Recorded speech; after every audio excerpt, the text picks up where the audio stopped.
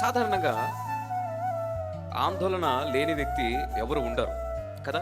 ఆందోళన కానీ లేకపోతే చింత కలిగిన వ్యక్తి ఎవరు ఉండరు. వారి జీవితంలో ఏదో ఒక సమస్య ఉంటుంది. స్పష్టంగా రాయబడిన మాట ఏంటంటే, ఏనాటి కీడు ఆనాటికి చాలు. అంటే ఏ రోజు కష్టాలు ఆ రోజుకి చాలు. ఈ రోజు పడుతున్న కష్టాలు మనము పడుతూనే రేపటి గురించి ఆలోచన చేస్తే అది అదనంగా మనపైన భారం మోపబడుతుంది. మరి ఏం చేయాలి ఒక వ్యక్తి అంటే, మన భారం అంతా ఎవరి మీద వేయాలి?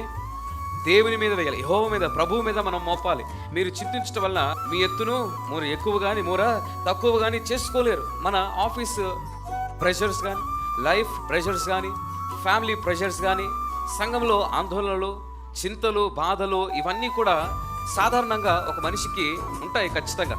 అందుకే పౌలు అంటాడు కదా, ఇదిగో సులువుగా చిక్కులు పెట్టు పాపములో పడకుండా ప్రతి భారమును మనము మోయగలిగిన వారిగా ఉన్నట్లయితే, ప్రభువుకు అప్పచెప్పిన వారిగా ఉన్నట్లయితే, మన చింత యావత్తు ఆయన పైన వేసినట్లయితే, ఆయన మిమ్మల్ని గురించి చింతించుచున్నాడు, ఆయన మనల్ని గురించి ఆలోచన చేస్తున్నాడు. ఎందుకు ఈ విషయాన్ని ఇక్కడ ప్రస్తావించడం జరుగుతుందంటే, ఈ చింత అనేది, ఈ బాధ అనేది దుష్టుడు పెట్టే ఒక శోధన ఇది.